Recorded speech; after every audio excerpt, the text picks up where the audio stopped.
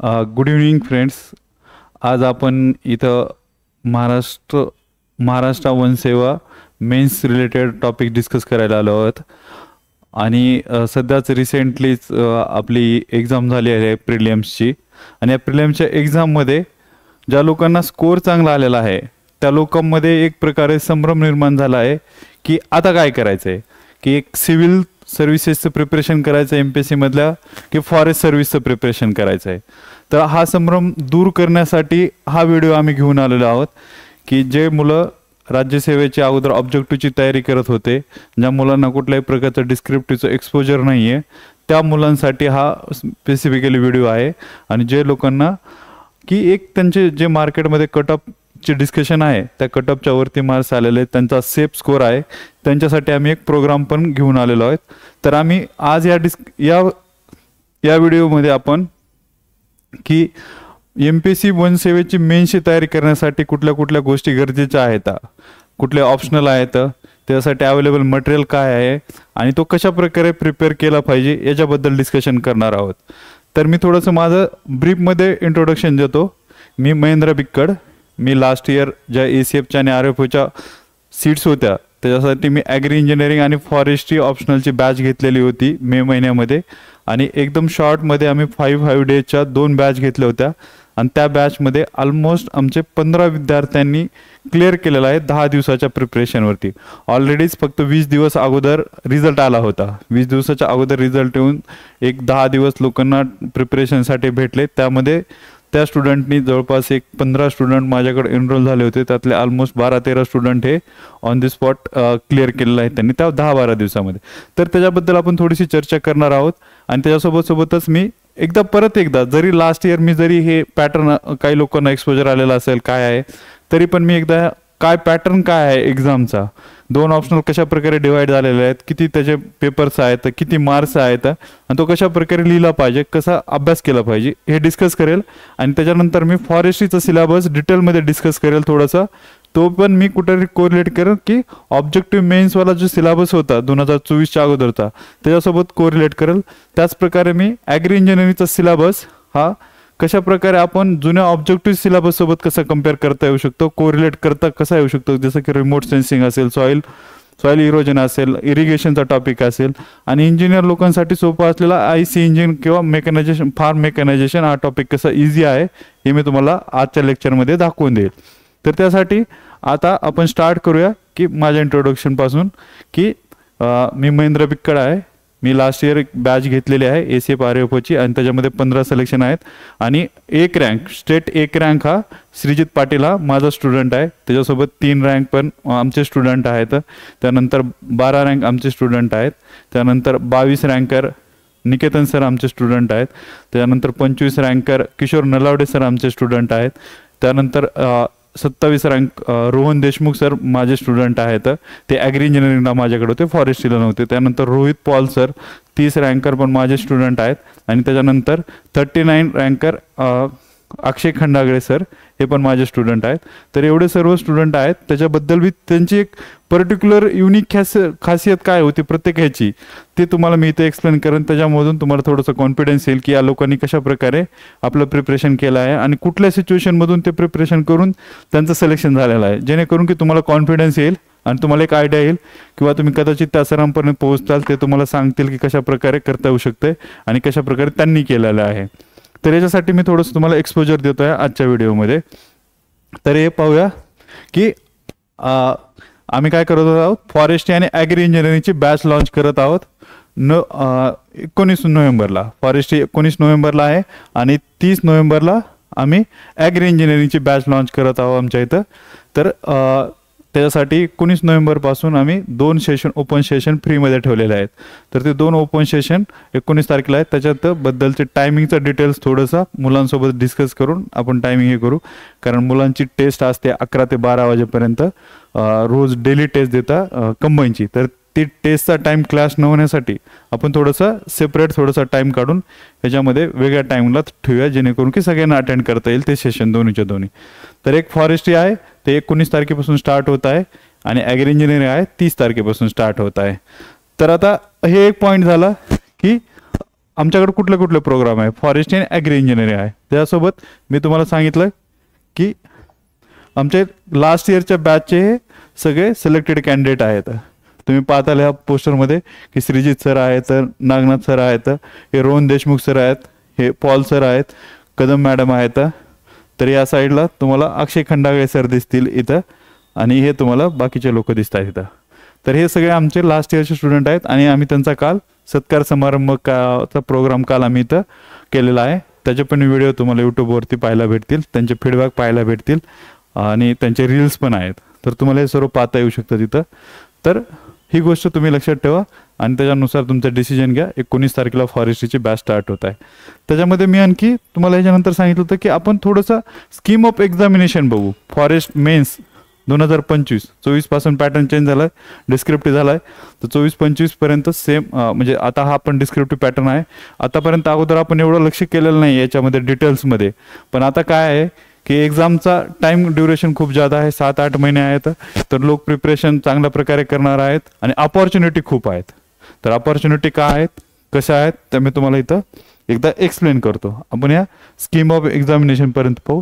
हे परत एकदा त्यांचा पोस्टर आहे सिलेक्टेड कॅन्डिडेटचं लास्ट इयरच्या. तर आता मी तुम्हाला सांगतो की अपॉर्च्युनिटी कशी आहे. अपॉर्च्युनिटी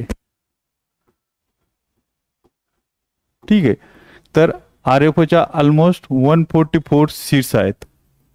किती सीट्स आहेत? 144. आतापर्यंतची सर्वात मोठी बॅच असणारे, one of the biggest batch असणारे RFOची, आणि ही एक्झाम होत आहे डिस्क्रिप्टिव्ह.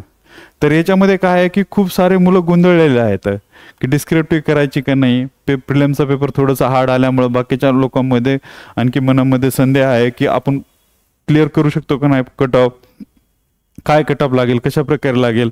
पण ज्या लोकांना क्लॅरिटी आलेला आहे, ज्या लोकांच्या माइंडमध्ये स्टॅबिलिटी आहे, त्या लोकांनी हे अपॉर्च्युनिटी घेण्याचं ठरवलं आहे. आणि या वर्षीची कॉम्पिटिशन वाढणार आहे. कारण लास्ट इयर पण मी सांगितलं होतं की माझ्या बॅचमुळेच कॉम्पिटिशन वाढणार आहे. ऑलमोस्ट 20 ते 30 मध्ये 7-8 मुलं माझ्याच बॅचमधले आहेत. एक रँकर पण आमच्याकडचंच आहे. तर हे जे आहे, तर या वर्षीचं बॅच तर खूप मोठी होणार आहे. आणि सगळ्यात जास्त सिलेक्शन हे फॉरेस्ट्री आणि ॲग्री इंजिनिअरिंग आणि जिओलॉजी ऑप्शनल या कॉम्बिनेशनचे आहेत. का तर गायडन्स होतं ह्यांना. जे श्रीजित सर आहेत त्यांना फॉरेस्ट्रीमध्ये वन ऑफ द हायेस्ट, म्हणजे हायेस्टच आहे ते 156 मार्क्स फॉरेस्ट्रीच्या ऑप्शनल आलेले आहेत. तर हे मार्क्स का आलेले आहेत की त्यांना प्रॉपर गायडन्स भेटलेला आहे. त्यांना ऑलरेडी थोडीशी प्रॅक्टिस आयडिया होती, UPSCचे मेन्स वगैरे लिहिल्यामुळे त्यांना आयडिया होती, तर त्यांना ते मार्क्स येऊ शकले होते. तर ही 144ची सीट जी आहेत ही गोल्डन अपॉर्च्युनिटी आहे. आणि तरी पाहिलं तरी आणखी लोक कन्फ्युजनमध्ये असल्यामुळे जो अर्ली स्टार्ट करेल त्यासाठी हा केक वॉक गेम असणार आहे. त्याच्यामुळं मी ही बॅच लवकरच लॉन्च करत आहे. 19 नोव्हेंबरपासून लॉन्च करत आहोत, जेणेकरून की ज्यांना स्टार्ट करायचं आहे लवकर प्रिपरेशन, आणि ज्यांना जो 7-8 महिन्याचा स्पॅन आहे तो जो इन्व्हेस्ट करायचा आहे प्रिपरेशनमध्ये, त्याचा फायदा होण्यासाठी तुम्हाला हे एक बेस्ट ऑपॉर्च्युनिटी आम्ही इथं करून देत आहोत ते आमच्या प्लॅटफॉर्मवरती. तर ही बेस्ट ऑपॉर्च्युनिटी काय आहे, एक तर प्रिलिम्सचा पेपर अवघड आहे, सीट दुसऱ्या खूप जादा आहेत, आणि यावर्षी जनरलच्या सीट पण ऑलमोस्ट 54 राऊंड आहेत. गेल्या वर्षी फक्त 4 सीट होत्या, यावर्षी 54 राऊंड आहेत. तर हे पण एक अपॉर्च्युनिटीज आहे. आणि मुलींसाठी एक स्पेशल 1/3 रिझर्वेशन असल्यामुळे मुलींसाठी एक सेपरेट अपॉर्च्युनिटी आहे. आणि या प्रोग्राममध्ये आम्ही लास्ट इयरच्या प्रोग्राममध्ये पण मुलींसाठी 50% ऑफ ठेवलेलं होतं. तर यावर्षीच्या पण प्रोग्रामसाठी आम्ही 25% मुलींना ऑफ ठेवलं आहे. कारण की पहिल्यांदा डिस्क्रिप्टिव्ह असल्यामुळे मुलींना थोडीशी भीती जास्त वाटते.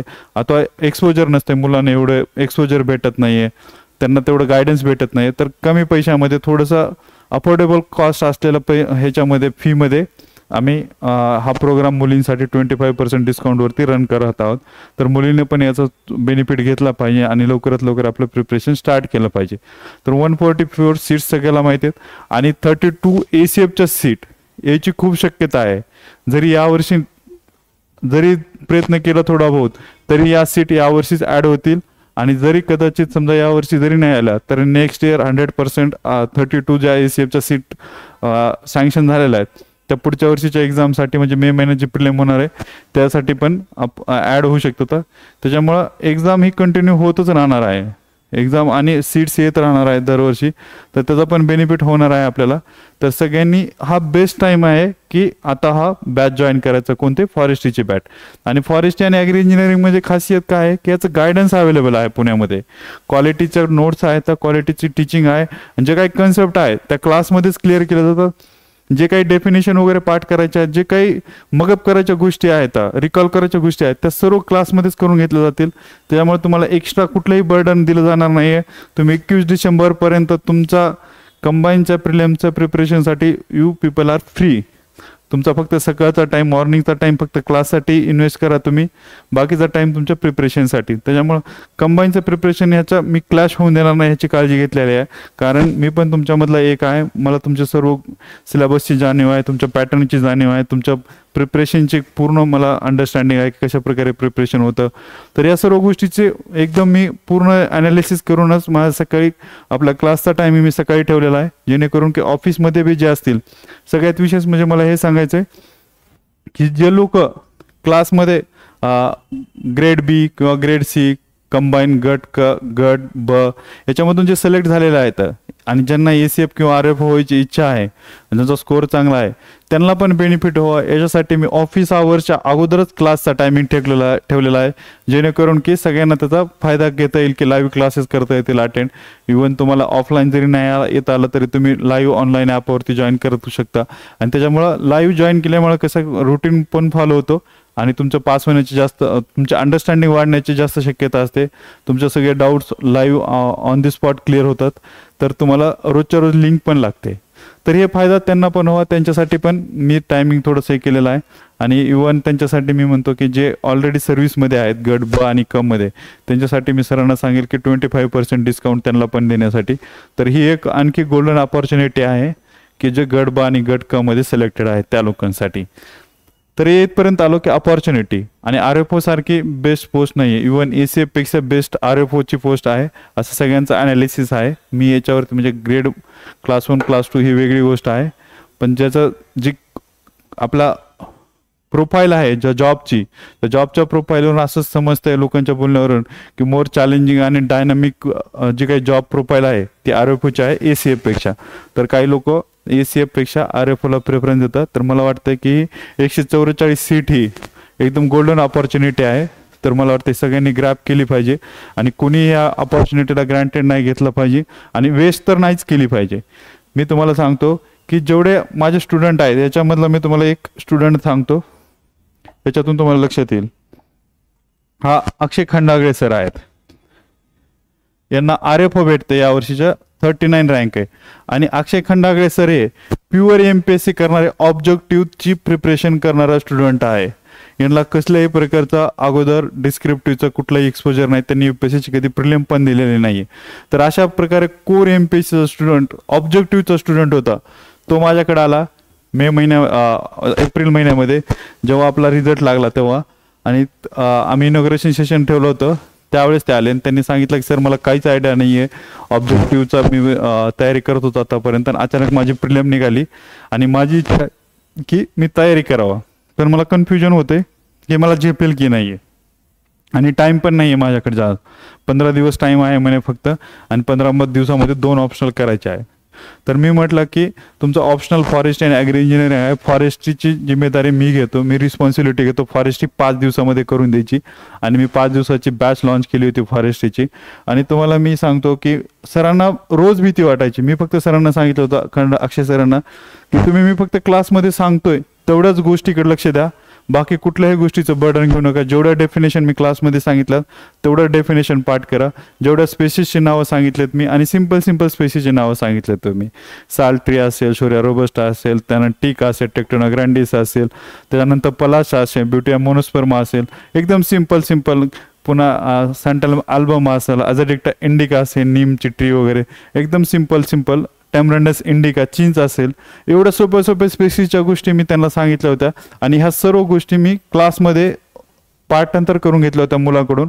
आणि त्याच्यामुळे काय झालं माहिती आहे का, की त्यांना क्लासमध्ये एवढा कॉन्फिडन्स आला 5 दिवसामध्ये फॉरेस्ट्रीवरती, की त्यांनी मला रिक्वेस्ट केली की ॲग्री इंजिनिअरिंगचे पण सर 4 दिवसामध्ये 5 दिवसामध्ये बॅच घ्या, जेणेकरून की आम्हाला ज्या प्रकारे तुम्ही फॉरेस्ट्री सांगितले त्या प्रकारे आम्हाला थोडंसं कॉन्फिडन्स वाटतंय की आता आम्ही एक्झाम करू शकतो आणि आम्ही एक्झामच्या एकदम मिडलला आलेलो आहोत. आमच्यासाठी आता ऑब्जेक्टिव्हची मेन्स पण तेवढीच दूर आहे आणि फॉरेस्टची मेन्स पण तेवढीच दूर आहे. तुम्ही आता आम्हाला दुसरा ऑप्शनल घेऊन ॲग्रिकल्चर इंजिनिअरिंग ऑप्शनल घेऊन तुम्ही आम्हाला एक आमच्या डेस्टिनेशनपर्यंत सक्सेसच्या डेस्टिनेशनपर्यंत घेऊन जावा. त्यांनी रिक्वेस्ट केली आणि त्यांनी फीस पण म्हणले की आम्ही फीस पण जादा देतो आणि थोडंसं टाईम ड्युरेशन पण कमी करा, काही प्रॉब्लेम नाही. तर ॲग्री इंजिनिअरिंगचा पण मी त्यांचा क्लास घेतला. 4 दिवसाची बॅच घेतली आणि त्या 4 दिवसाच्या आणि 5 दिवसाच्या फॉरेस्ट्रीच्या बॅचच्या जेव्हावरती त्यांनी 39 रँक्स काढलाय. कुठल्या स्टुडंटनी? MPSCच्या कोर MPSCच्या ऑब्जेक्टिव्ह स्टुडंटनी, जे की त्यांना कुठल्याही प्रकारे याचं एक्सपोजर नव्हतं. त्यांना फॉरेस्ट्रीला 120च्या आसपास मार्क्स आहेत आणि ॲग्री इंजिनिअरिंगला त्यांना 90च्या आसपास मार्क्स आहेत. तर दोन्ही हे एक्सेप्शनली हाय मार्क्स आहेत की ज्याला कुठल्याही प्रकारचं एक्सपोजर नाही. आणि ते स्वतः टेस्टिमेंट देतात की हे सर्व पॉसिबल आहे कशामुळं? की क्लासमुळं. मी म्हणणार नाही की माझा क्लास, त्यांनी कोणता बी जरी क्लास केला असता तरी त्यांच्याकडे टॅलेंट होतं. त्यांनी फॉरेस्टची प्रिलिम क्लिअर केली म्हणजे त्या लेवलचं त्यांच्याकडे मेंटल ॲबिलिटी होती, त्या लेवलला त्यांनी केलं आणि त्यांना त्याचा फायदा होणार होता. फक्त त्यांना योग्य टायमाला योग्य गायडन्स भेटला, योग्य प्लॅटफॉर्म भेटला आणि त्याच्यामुळं अक्षय सर सारखा प्युअर फॉरेस्ट्री प्युअर ऑब्जेक्टिव्हची प्रिपरेशन करणाऱ्या विद्यार्थ्यांनी 10 दिवसामध्ये RFOची पोस्ट काढली. 10 दिवसामध्ये.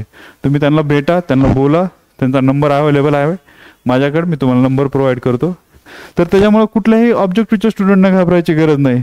त्याच प्रकारे विशाखा मॅडमचं पण सेम आहे. विशाखा मॅडमला थोडा बहुत एक्सपोजर होता पण त्यांनी बिलकुल कुठलाही टाईम त्यांचा वेस्ट नाही केला. त्यांनी पूर्ण ऑब्जेक्टिव्हला दिला होता आणि त्यांचा पण 12 रँक आलेला आहे. आणि त्याच्यामध्ये 3rd कॅन्डिडेट आहे आमच्याकडं कोरवाला, की ज्याला कुठल्याही प्रकारची आयडिया नव्हती, रोहित पॉल सर. त्यांचा EWS मधून ते त्यांच्या कॅटेगरीमध्ये EWSच्या कॅटेगरीमध्ये फर्स्ट आहेत. त्यांनी तर इव्हन रिझल्ट लागल्यानंतर फॉर्म भरताना ऑप्शनल चेंज करून माझ्याकडे आले होते. म्हणजे त्यांच्याकडे तर हार्डली 10 ते 12 दिवसच होते. त्यांनी 10 ते 12 दिवसामध्ये दोन्ही ऑप्शनल माझ्याकडं कोचिंग करून 10 दिवसामध्ये त्यांनी त्यांची ACFची रँक पोस्ट त्यांनी अचीव केलेली आहे. तर मला हे सांगायचं, आणि हे पण कोर ऑब्जेक्टिव्ह आले, त्यांना UPSC थोडं बहुत एक्सपोजर होतं, त्यांनी तयारी केली होती, प्रिपरेशन केलं होतं, एका दुसरी मेन्स पण दिलेली होती, पण ते पूर्णपणे ऑब्जेक्टिव्हचं प्रिपरेशन करत होते.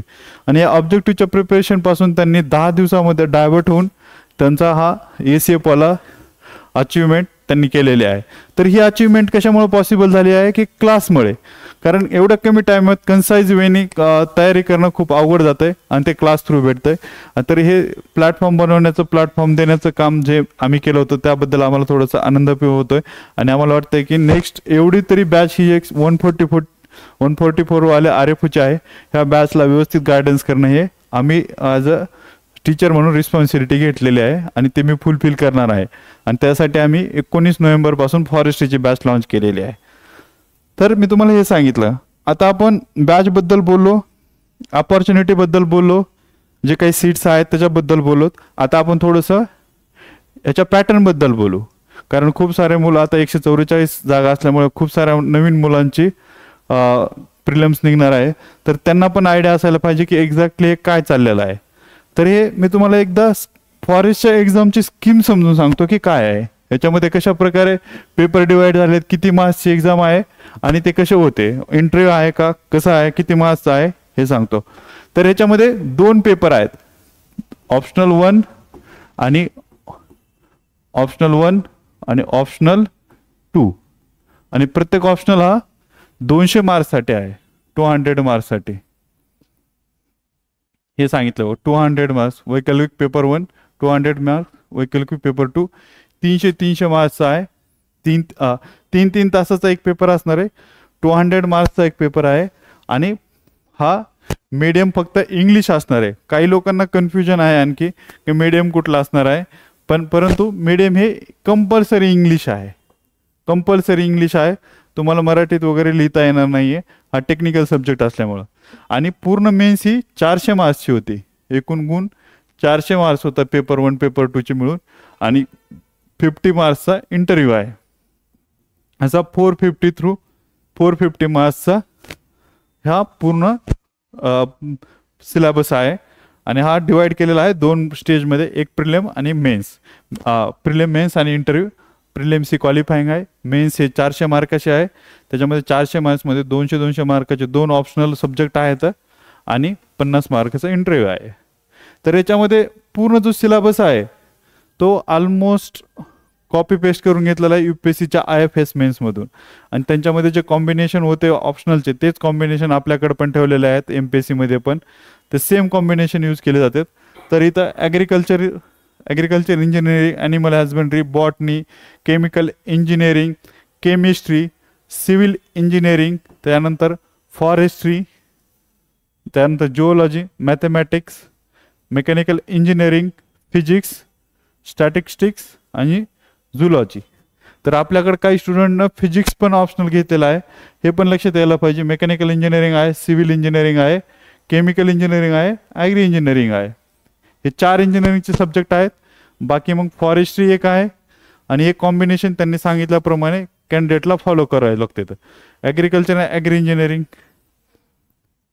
हे अलाउड नाही. ॲग्रिकल्चर आणि ॲनिमल हजबंड्री, ॲग्रिकल्चर आणि फॉरेस्ट हे अलाउड नाही, हे कॉम्बिनेशन अलाउड नाही. नाही तर हे कॉम्बिनेशन खूप सोपं झालं असतं ॲग्रिकल्चर आणि फॉरेस्टवालं, पण ते अलाउड नाही आहे कॉम्बिनेशन, आपण सगळ्यांनी बघितलं. मॅथमॅटिक्स आणि स्टॅटिस्टिक्स अलाउड नाही आहे. त्यानंतर केमिस्ट्री आणि केमिकल इंजिनिअरिंग अलाउड नाही आहे. आणि इंजिनिअरिंग सब्जेक्ट हे एकत्र अलाउड नाही आहेत, 2, नॉट मोर दॅन 1 सब्जेक्ट इंजिनिअरिंगमधून. ऑलमोस्ट एकच अलाउड आहे सब्जेक्ट. तर हे कॉम्बिनेशन ऑलरेडी आपण भरलेलं आहे. तर फक्त ह्याच्यामध्ये मला एक गोष्ट सांगायची आहे सगळ्यात मेन, की आत्ता ऑप्शनल चेंज करता येतं का? आत्ता ऑप्शनल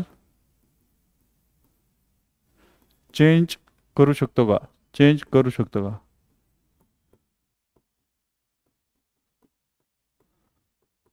तर हा प्रश्न सगळ्यात मोठा आहे. हा ऑप्शनल चेंज, येस, आता ऑप्शनल चेंज करणं पॉसिबल आहे. ते कधी करणार? रिझल्ट नंतर जेव्हा मेन्सचा फॉर्म भरायचा आहे ना, त्यावेळेस आपण ऑप्शनल चेंज करू शकतोय. आता ह्याच्यामध्ये पॉल सरचं, मी तुम्हाला रोहित पॉल सर बद्दल बोललो होतो, त्या सरांनी पण ऑप्शनल चेंज केलेलं आहे. सचिन पवार सर म्हणून आहेत, त्यांनी पण ऑप्शनल मेन्समध्ये चेंज केलेले आहेत आणि दोघांचा चांगला रँक आहे. सचिन पवार सरांचा 77 रँक आहे आणि पॉल सरांचा 30 रँक आहे. EWS मधून ते टॉपर आहेत.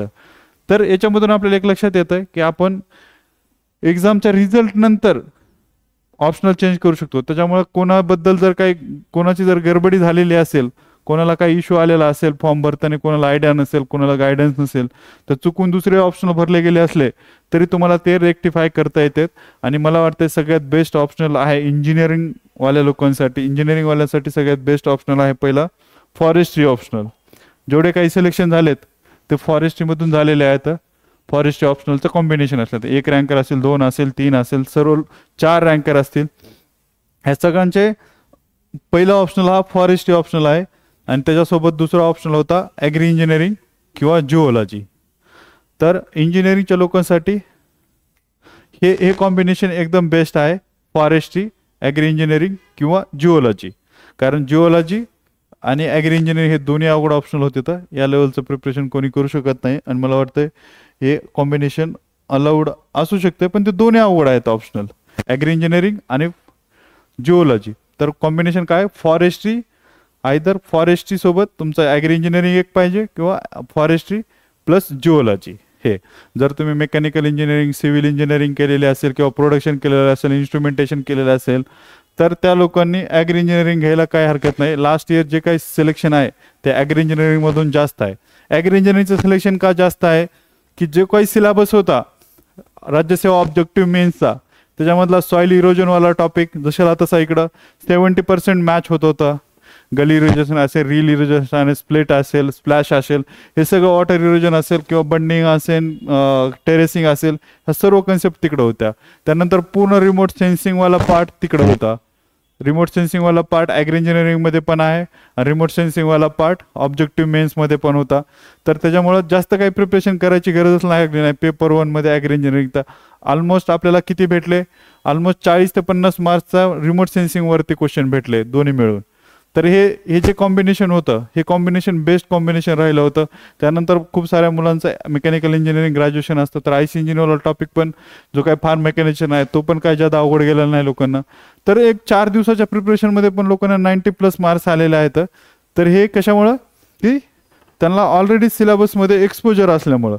आणि आता हे एक्सपोजर नाही आहे, तर हे एक्सपोजर असण्यासाठी तुम्हाला हे ऑप्शनल चेंज करायला एक संधी आहे.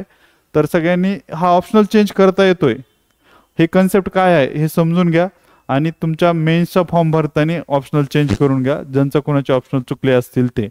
बॉटनी झुलॉजी वगैरे ऑप्शनल हे इंजिनिअरिंगच्या स्टुडंटसाठी सोपे नाही आहे, त्यांना पॉसिबल नाही आहे. तर त्या लोकांनी ज्यांचं चुकल्यासारखं वाटतंय त्यांनी चेंज करा. ॲग्रिकल्चरचे जे काही ग्रॅज्युएशनवाले लोक असतात त्यांच्यासाठी बॉटनी, ॲग्रिकल्चर, झुलॉजी वगैरे ठीक आहे. पण इंजिनिअरिंगच्या लोकांसाठी मला वाटतंय की हे 3 वालं कॉम्बिनेशन बेस्ट आहे. 1 नंबरला फॉरेस्ट्री पहिला असेल, फॉरेस्ट्री एक तर 2 नंबरला जिओलॉजी घ्या किंवा ॲग्री इंजिनिअरिंग घ्या दुसरा ऑप्शनल. पण ह्या ऑप्शनलच्या कॉम्बिनेशनपेक्षा बेस्ट ऑप्शनल कॉम्बिनेशन इंजिनिअरिंगच्या स्टुडंटसाठी असू शकत नाही. तुम्ही बॉटनी असेल, झुलॉजी असेल किंवा ॲग्रिकल्चर जरी घेतलं असेल कुणी, तरी असं कुणी काही मिसॲडव्हेंचर करू नका, ते कम्प्लीट मिसॲडव्हेंचर आहे. आणि आपल्याकडे एक्झाम्पल आहे सचिन पवार सरांचं. त्यांनी ॲग्रिकल्चर आणि जिओलॉजी घेतला होता, तर त्यांना ॲग्रिकल्चर आणि जिओलॉजीला दोन्हीला मार्क्स कमी आल्यामुळे त्यांचं सिलेक्शन राहिलेलं आहे की वन ऑफ द बेस्ट आणि पोटेन्शियल कॅन्डिडेट होते ते. आणि त्याच जागेवर रोहित पॉल सर आहेत, त्यांनी बॉटनी आणि झुलॉजी चेंज करून, बॉटनी आणि झुलॉजी चेंज करून त्यांनी ॲग्री इंजिनिअरिंग आणि फॉरेस्ट्री ऑप्शनल घेऊन त्यांनी 10 दिवसामध्ये त्यांचा 30 रँक काढला आहे. तर हे कमाल आहे फॉरेस्ट्रीच्या ऑप्शनलची आणि ॲग्री इंजिनिअरिंगच्या ऑप्शनलची. जिओलॉजीला बी कसं, जिओलॉजी आहे पण जिओलॉजीला गायडन्स नाही आहे, आपल्याकडे एवढी अवेलेबिलिटी नाही आहे टीचरची, किंवा तो मुळातच खूप टेक्निकल सब्जेक्ट आहे. कारण आणि त्याचे ग्रॅज्युएटेड किंवा त्याचे टीचर भेटणं पण मुश्किल आहे, त्याचं गायडन्स भेटणं मुश्किल आहे. तर ते पण एक कॉम्बिनेशन तुम्ही घेऊ शकता की ऑप्शन म्हणून, पण जास्त बेटर राहील की ॲग्री इंजिनिअरिंगवाला ऑप्शन. तर इंजिनिअरिंग लोकांसाठी तर मी सांगेल की तुम्ही ह्या साईडला बाकीचे जे ग्रॅज्युएशन असतील, ॲग्रिकल्चरवाले असतील त्यांनी ॲग्रिकल्चर घ्यायला हरकत नाही, बॉटनी घ्यायला हरकत नाही. प्रत्येकाला आपली चॉईस आहे, कोणाला रिस्क घ्यायची असेल तर घेऊ शकता. पण सेफ जर कोणाला खेळायचं असेल तर फॉरेस्ट्री हा एक तर पहिला तर कंपल्सरी आहे. फॉरेस्ट्रीच्या नंतर मग ॲग्रिकल्चर इंजिनिअरिंग, आणि जर कोणाला ॲग्रिकल्चर इंजिनिअरिंग थोडं अवघड वाटलं तर तो जिओलॉजीला जाऊ शकतो. तर हे कॉम्बिनेशन तुम्ही सगळ्यांनी लक्षात ठेवा असं मला वाटतंय. आणि आता मी तुम्हाला एक स्कीम ऑफ एक्झामिनेशन सांगितलंय. महाराष्ट्र वनसेवा किंवा महाराष्ट्र फॉरेस्ट सर्व्हिस मेन्सवालं की 400 मार्क्सचे मेन्स आहे आणि 200 मार्काचे 2 पेपर आहेत. तर आता आपण याच्यामध्ये मेनली तर आमच्या क्लासमध्ये मी स्वतः फॉरेस्ट्री घेतो आणि ॲग्री इंजिनिअरिंग घेतो. तर मी तुम्हाला फॉरेस्ट्रीचा सिलेबस थोडासा समजून सांगतो आणि त्याच्यानंतर ॲग्री इंजिनिअरिंगचं थोडंसं सिलेबस समजून सांगतो, जो की GS टाईप नसून जो कोर फॉरेस्ट्री आहे आणि कोर ॲग्री इंजिनिअरिंग आहे ते मी तुम्हाला दोन्ही ह्याचं दाखवतो. ठीक आहे. तर पहिला आपण बघू ॲग्री इंजिनिअरिंगचा सिलेबस, नाही तर पहिला आपण फॉरेस्टचा पाहू, फॉरेस्ट्रीचा. फॉरेस्ट्रीवाले खूप जादा लोक असतात, तर आपण फॉरेस्ट्रीचा पाहू.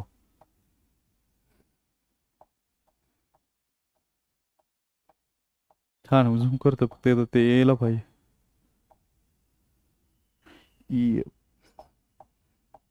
Just 1 minute. हा, हे फॉरेस्ट्रीचा सिलेबस.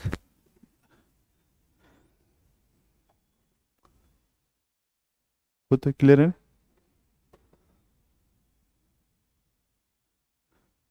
ठीक आहे. तर फॉरेस्ट्रीमध्ये सिलेबसमध्ये फक्त कोर टॉपिक 5 ते 6च आहेत. एकदा कोर टॉपिक संपले फॉरेस्ट्रीचे की त्याच्यानंतर फक्त GS टाईप राहते. तर याच्यामध्ये सेक्शन ए आणि सेक्शन बी असे 2 पार्ट पडतात. त्याच्यामध्ये पेपरमध्ये सेक्शन ए मध्ये 4 क्वेश्चन असतात, सेक्शन बी मध्ये 4 क्वेश्चन असतात आणि ते 4 क्वेश्चन डिवाइड होत राहतात. आणि ते डिवाइड झाल्यानंतर कोर पेपर, सेक्शन ए मधला कोर आणि सेक्शन बी मधला कोर हे मार्क्स देणारे सेक्शन असतात आणि त्याच्यावरतीच आपल्याला फोकस करायला. Even though the portions are difficult portion in the forestry optional syllabus. कारण आपल्याला कोर फॉरेस्ट्री रिलेटिव्ह मार्क्स येणार नाही, GS टाईपच्या क्वेश्चनमधून मार्क्स येणार नाहीत. तर आपल्याला ह्याच्यामध्ये एकदम कोरवाले कोणते टॉपिक आहेत मी तुम्हाला सांगतो. तर कोरवाला सिल्व्हिकल्चर हे फाउंडेशन आहे. हा ऑलमोस्ट 20% सिलेबसचा पार्ट होतोय एकच टॉपिक. असं आपल्याकडे 20 टॉपिक दिलेत, पण सिल्व्हिकल्चर हा पहिला एकच टॉपिक 20%. या जर फाउंडेशन जर आपल्या एकदा एकदम क्लिअर झालं तर ह्या फाउंडेशनवरती आपण पूर्ण सिलेबस फिरवू शकतो. तर त्यासाठी हे एकदम इम्पॉर्टंट टॉपिक आहे. आणि याच्यावरती क्वेश्चन पण तेवढेच येतात. ऑलमोस्ट ह्याच्यावरती 40 ते 50 मार्क्सचे क्वेश्चन येतात एका सिल्व्हिकल्चरच्या टॉपिक. 200 मार्कच्या पेपरमध्ये 40 ते 50 मार्क्सचे या लेवलचं वेटेज आहे याला. सिल्व्हिकल्चरमध्ये मग सर्व बेसिक गोष्टी आहेत. त्याच्यानंतर सिल्व्हिकल्चर सिस्टम. आता ज्या सर्व कन्सेप्ट शिकलेल्या आहेत सिल्व्हिकल्चर ह्या टॉपिकमध्ये, त्याची एक सिस्टम बनते, म्हणजे फॉर्म्युला बनतो आणि ते सिल्व्हिकल्चर सिस्टम म्हणून बनतो. आणि त्याचे सगळे टाईप्स आहेत ते आपण सिल्व्हिकल्चरमध्ये शिकतो. मग त्याच्यानंतर काय आहे की ॲप्लिकेशन आहे सिल्व्हिकल्चर of mangrove and cold dessert. मग त्याचा हॅबिटॅट काय, त्याची कॅरेक्टरिस्टिक काय, सिल्विक्स काय आहे, त्याची फिनॉलॉजी काय आहे, कधी फ्रुटिंग होते, कधी फ्लावरिंग होते, कधी त्याला सीड्स येते, आणि त्याचे कॅरेक्टरिस्टिक काय आहे, आता सिल्व्हिकल्चर सिस्टम कुठली वापरली जाते, हे सर्व आपण सिल्व्हिकल्चर ऑफ मँग्रोव्ह अँड कोल्ड डेझर्टमध्ये बघतो. ह्याच्यामध्ये बी एकदम कोर फॉरेस्ट आहे. ह्याच्यामध्ये स्पेसीज आहेत 5. एक 5 स्पेसी आपल्याला मँग्रोव्हच्या 5 स्पेसी आणि कोल्ड डेझर्टच्या 5 स्पेसीजचे सायंटिफिक नेम आपल्याला पाहिजेत, जे की आपण सायन्समध्ये बायनॉमियल सिस्टम जे पाहतो लिनक्सची, कार्ल लिनक्सची, ते बायनॉमियल सिस्टमचे ह्यातलं 5 स्पेसी आपल्याला लक्षात ठेवायचे असतात, फॅमिली आणि जीनस आणि ह्याच्यावाले स्पेसीजवाल्या. त्याच्यानंतर आहे पुढचं सिल्व्हिकल्चर ऑफ ट्री स्पेसीज. तर आता हे सेमच आहे, हे वरचे 3 टॉपिक आहेत का त्याचं ॲप्लिकेशन आहे सिल्व्हिकल्चर ऑफ ट्री स्पेसीज. हे पण कोर आहे. याच्यामध्ये मग वेगवेगळ्या ट्री स्पेसीसचे नावं दिलेले आहेत. एक 25 ते 30 ट्री स्पेसीज, अल्बेजिया प्रोसिफ्यूरा आहे, त्यानंतर ॲकेसिया कटेचिया, ॲकेसिया निलोटिका आहे, त्यानंतर हार्डविकिया बिनाटा आहे. तर हे जे सर्व स्पेसीज आहेत ह्या सर्व स्पेसीज आपल्याला याच्यामध्ये पाहायच्या आहेत. त्यानंतर ॲग्रो फॉरेस्ट. आता थोडंसं हा GS टाईपकडे 5वा टॉपिक जातो, GS वाल्याकडे. तर आपण ॲग्रो फॉरेस्ट हा एकदम GS टाईप करू शकतो, याला काही अडचण नाही आहे. पण हे वरचे 4 टॉपिक एकदम कोरमधले येतात आणि ह्याच्यामधूनच क्वेश्चन आलेले आपल्याला सॉल्व्ह करायचे. आता ह्याच्यानंतर 6 नंबरचा टॉपिक. 6 नंबरचा काय, सॉइल फॉरेस्ट आणि सॉइल फर्टिलिटी. फॉरेस्ट सॉइल्स आणि सॉइल फर्टिलिटी हा GS टाईपच आहे, एकदम एन्व्हायरमेंट पूर्ण GS टाईप आहे. तर याच्यामध्ये बी आपल्याला जास्त काही मेहनत करायची गरज लागत नाही. त्यानंतर काय, tree improvement and seed technology. हे थोडंसं टेक्निकल आहे, पण हे आपल्याला समजू शकतंय, ह्याच्यात काही नाही. परत हा सेक्शन बी मध्ये विचारला जातो. क्वेश्चन नंबर टॉपिक नंबर 9 पासून सेक्शन बी स्टार्ट होतो. आणि हा बी आहे का, हा forest management and management system. Forest management and management system हा परत सेक्शन बी मधला जे काही क्वेश्चन 1 असतो 5 नंबरचा, तो ह्याच्यामधून उचलला जातो ह्या फॉरेस्ट मॅनेजमेंटमध्ये. आणि या फॉरेस्ट मॅनेजमेंटमध्येच मग वर्किंग प्लॅन येतो. 1 पॉईंट वर्किंग प्लॅनचा आहे. परंतु फॉरेस्ट मेन्शुरेशन आणि रिमोट सेन्सिंग पण त्याचाच एक पार्ट आहे. फॉरेस्ट मेन्शुरेशन म्हणजे काय, मेजरमेंट आहे. व्हॉल्यूम मेजरमेंट करायचं, डायमीटर मेजर करायची, त्यानंतर गर्थ मेजर करायची. हे जे काही मेजरमेंटचे सगळे टॉपिक आहेत ते ह्याच्यामध्ये आपल्याला मेन्शुरेशनमध्ये पाहिजे. रिमोट सेन्सिंग तर आपण सगळ्याला माहितीच आहे. आणि त्याच्यानंतर सर्वेइंग अँड फॉरेस्ट इंजिनिअरिंग. फक्त सर्वे आणि फॉरेस्ट इंजिनिअरिंग हाच कोर टॉपिक होतोय. या 4-5 कोर टॉपिकमधूनच एक क्वेश्चन आपल्याला हँडल करायचे आहेत, सगळे कंपल्सरी क्वेश्चनमधले. आणि त्याच्यानंतर आपल्यासाठी सगळ्यात इझी टॉपिक आहे फॉरेस्ट इकॉलॉजी झालं, फॉरेस्ट रिसोर्स आणि युटिलायझेशन. हे थोडंसं टेक्निकल म्हटलं तरी चालेल. मायनर फॉरेस्ट प्रोड्यूस असतात, नॉन टिम्बर फॉरेस्ट प्रोड्यूस आहे, त्यांच्या ह्याच्यासाठी पण आपण हे करू शकतो. आणि लास्टला राहतात मग सिम्पल सगळं forest protection, wild life map, sanctuary वगैरे ह्यावाले. आणि फॉरेस्ट इकॉनॉमिक्स एक टॉपिक थोडंसं टेक्निकल आहे, पण याच्यामध्ये काय टेक्निकल जादा नाही आहे, थोडंसं समजून सांगितलं तरी लक्षात येऊ शकतं. त्यानंतर फॉरेस्ट ट्रायबॉलॉजी, अँथ्रोपॉलॉजी, इथनोबॉटनॉलॉजी, हे सर्व सिम्पल टॉपिक आहेत. याच्यामध्ये आपण GS मध्ये जे शिकतो तेच आहे. त्यानंतर soil conservation, watershed management आहे, ते पण ह्याच्यामध्येच आहे, सेम ह्याच्यामध्ये सॉइल कन्झर्वेशनच्या ह्याच्यामध्ये. आणि लास्टला आहे बायोडायव्हर्सिटी कन्झर्वेशन, हे सेमच आहे. आणि ह्याच्यामध्ये सगळ्यात मेन राहतो एक टॉपिक आपल्याला, जो की डायव्हर्स टॉपिक आहे. ह्या इंटरव्ह्यूसाठी ज्यादा इम्पॉर्टंट आहे. जेवढे आम्ही इंटरव्ह्यूच्या प्रोग्राममध्ये क्वेश्चन इथं सांगितले होते, गव्हर्नमेंट केस वगैरे डायरेक्ट क्वेश्चन विचारले गेलेले आहेत. आणि त्या एका क्वेश्चनच्या गव्हर्नमेंट केसच्या बेसिसवरती एका निकेतननी 32 मार्क्स आणलेत. पूर्ण इंटरव्ह्यू खराब झालेला त्याचा. फक्त तो एकच त्याला लँडमार्क जजमेंट विचारली होती सुप्रीम कोर्टची फॉरेस्ट रिलेटेड, आणि ती जजमेंट आम्ही इथं क्लासमध्ये घेतलेली होती, इंटरव्ह्यूच्या प्रोग्राममध्ये सांगितलेली होती, आणि ते प्रोग्राममध्ये त्याला माहीत असल्यामुळं त्याला 32 का 31 मार्क्स दिलेले आहेत पूर्ण इंटरव्ह्यू खराब होऊन. तर याची काही लेजिस्लेशन आहे याच्यामध्ये, सगळ्यात काय Maharashtra forest acts and rules आहेत. तर सगळ्या ह्याच्यामध्ये प्रत्येक सिलेबसच्या पॉईंटमध्ये महाराष्ट्र रिलेटेड आहे की फॉरेस्ट टाईप्स ऑफ इंडिया सोबत फॉरेस्ट टाईप्स ऑफ महाराष्ट्र. तर हे जे काही आपण फॉरेस्ट महाराष्ट्र रिलेटेड टॉपिक्स आहेत सिलेबस आहे ते सगळं आपण इंटिग्रेटेड वेने घेणार आहोत. तर बाहेर ते दुसऱ्या आपण क्लासमध्ये ते पॉसिबल नाही आहे महाराष्ट्र रिलेटेड घेणं. तर जे काही सॉईल कन्झर्वेशन असेल, जे काही आपल्या इकडलं ट्री स्पेसिस असतील, ह्या सर्वांचं जे काही सिल्व्हिकल्चर आहे ते सिल्व्हिकल्चर आपण सगळं आपण इथं कव्हर करणार आहोत इंटिग्रेटेड मॅनरनं, की नॉर्मल जनरल कोर फॉरेस्ट्री आणि त्याच्यासोबत महाराष्ट्राची फॉरेस्ट्रीचं ॲप्लिकेशन वगैरे. तर हे आमच्या बॅचमध्ये सगळ्यात खासियत असणार आहे की आम्ही हा पूर्ण सिलेबस कव्हर करणार आहोत. आणि या सिलेबस सोबत आम्ही डेली आन्सर रायटिंग पण ठेवलेली आहे. डेली आन्सर रायटिंग ऑलमोस्ट किती क्वेश्चन असणार आहेत रोज? 3 ते 4 क्वेश्चन आम्ही देणार. आणि हा पूर्ण जे काही दिवसभराचा सिलेबस आहे तो सिलेबस आम्ही हा क्वेश्चन आन्सरमध्ये कन्वर्ट करणार आहोत. ऑलरेडी जे काही सिलेबस आपण दिवसभर 3-4-2 तासमध्ये कव्हर करणार आहोत त्याच्यावरती आपण 3 ते 4 क्वेश्चन डेली आन्सर रायटिंगचे ठेवणार आहोत. तर या डेली आन्सर रायटिंगमधून काय होणार आहे, आपल्याला कॉन्फिडन्स येणार आहे की कशा प्रकारे आपण कव्हर करू शकतो syllabus.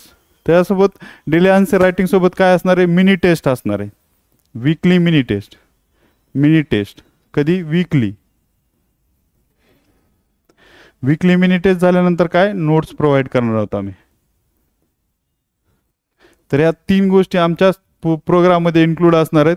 Daily answer writing, test, mini test असणार आहेत आणि वीक नोट्स. आणि जेव्हा आपला रिझल्ट लागेल त्याच्यानंतर आपण एक कॉम्प्रिहेन्सिव्ह टेस्ट कंडक्ट करूया. तर ह्या 4 गोष्टी आम्ही तुम्हाला प्रोव्हाइड करणार आहोत आमच्या सिलेबसमध्ये क्लासमध्ये. तर त्याच्यानंतर आपण पाहणार आहोत दुसरा सिलेबस, कारण हा फॉरेस्ट्रीचा सगळ्यात इझी सब्जेक्ट आहे. फॉरेस्टच्या प्रिपरेशनमध्ये सगळ्यात इझी सब्जेक्ट असलेला हा फॉरेस्ट्री सब्जेक्ट आहे आणि ह्याला कमी टाइम लागतो. जर पण ह्याला हा जर मिस झाला फॉरेस्ट्रीवाला, आणि जर फॉरेस्ट्री कोणी मनाने तयार प्रिपरेशन करायला स्टार्ट केलं तर ते सगळ्यात अवघड असलेला सब्जेक्ट हा फॉरेस्ट्री होऊन जातो, जो की सगळ्यात इझी आहे. ठीक आहे, दिसतंय?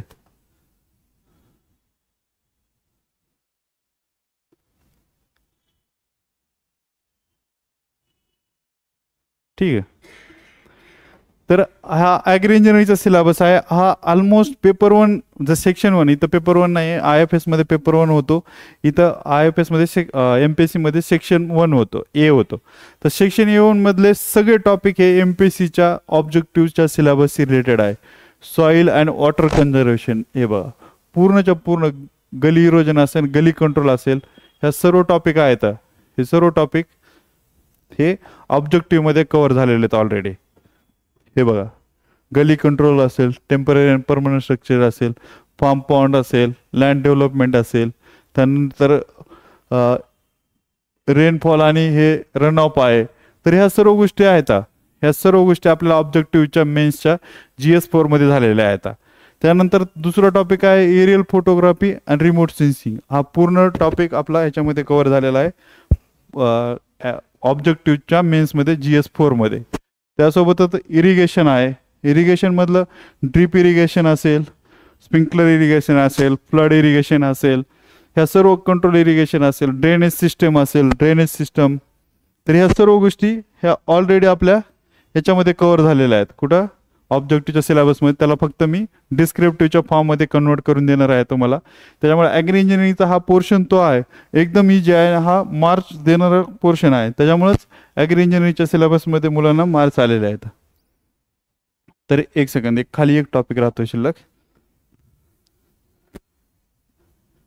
हे ॲग्रिकल्चर स्ट्रक्चर म्हणून एक टॉपिक राहतोय. डेअरी बाण वगैरे जे काही आहेत हा टॉपिक ॲग्रिकल्चरचा. बिल्डिंग असेल, वेल असेल, जे काही स्ट्रक्चर आहे फॉरेस्ट याच्यावरती आपल्या फार्ममध्ये आपण बनवतो, पोल्ट्री असेल, तर हे सर्व स्ट्रक्चर आपण ऑलरेडी आपल्या गावाकडे पाहत असतो आपण, त्याच्यामुळे त्याच्यामध्ये काही वेगळं नाही आहे. याच्यामध्ये इझी वाले पण न्यूमेरिकल येत होतं की गेट बनवायला किती लागणार आहे, फेन्सिंगसाठी किती कॉस्ट येणार आहे. तर एकदम सिंपल आपण गावाकडे जे कॅल्क्युलेशन करतो तेच कॅल्क्युलेशन याच्यामध्ये द्यायचं आहे. आणि सिंपल आहे. डेरिबान आपल्याला सगळ्याला माहिती आहे, कोटा वगैरे काय असतं, कशा प्रकारे ते डिझाईन करणं. तर याच्यामध्ये काही जास्त सांगण्यासारखं नाही आहे. त्याच्यानंतर फार्म मेकॅनायझेशनवाला एक पॉईंट आहे, फार्म पॉवर आणि फार्म मेकॅनायझेशन. तर मग याच्यामध्ये ज्या लोकांचं मेकॅनिकल इंजिनिअरिंग आहे त्या लोकांना हा टॉपिक एकदम इझी जातो. याच्यामध्ये IC इंजिन आहे, त्याच्यानंतर आपलं ट्रॅक्शन थेरी आहे. तर हे सिंपलवाले कन्सेप्ट आहेत IC इंजिनवाल्या, एकदम डिझेल इंजिन पेट्रोल इंजिनच्या डेफिनेशन आणि त्याचं डिफरन्स वगैरे विचारता पेपरमध्ये. तर हे टॉपिक एकदम इझी आहेत, तुम्ही बाहेर बसलात तरी चांगलं झालं असतं. त्याच्यानंतर काय आहे की ॲग्रो इंजिनिअरिंगवाला टॉपिक आहे. ॲग्रो इंजिनिअरिंगवाला टॉपिक आहे ना, हा पूर्णच्या पूर्ण सिलेबस हा GS 4मध्ये झालेला आहे. ह्याच्यामध्ये बायो इंजिनिअरिंग आहे, बायोमास असेल, त्याच्यानंतर आपला बायोगॅस असेल, हे जेवढे प्लांट वगैरे आहेत. बायोगॅसचा प्लांट गेल्या वर्षी मी तर क्लासमध्ये दाखवला होता काढून, KVIC खादी विलेज इंटिग्रेटेड सिस्टमवाला KVIC वाला तो प्लांट जशाला तसा विचारलेला होता.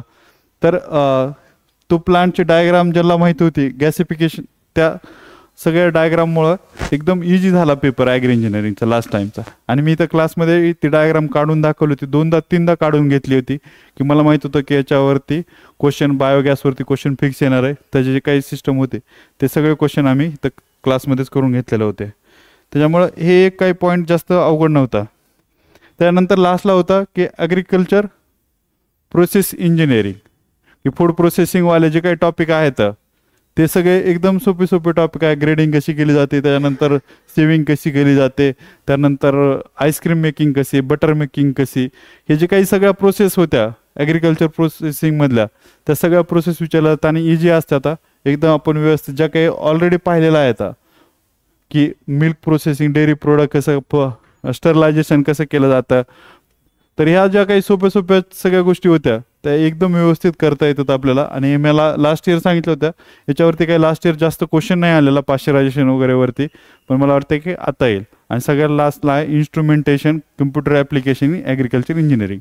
जे काही कम्प्युटरशी रिलेटेड ॲप्लिकेशन आहेत ते लास्ट इयर तुमच्या सिलेबसमध्ये पण आहेत GS 4च्या, आणि तेच पूर्ण सिलेबस इकडं आलेला आहे. मला असं वाटतं की ऑब्जेक्टिव्हच्या स्टुडंटला ॲग्रिकल्चर इंजिनिअरिंगमध्ये ज्यादा काही नवीन शिकण्यासारखं नसतं.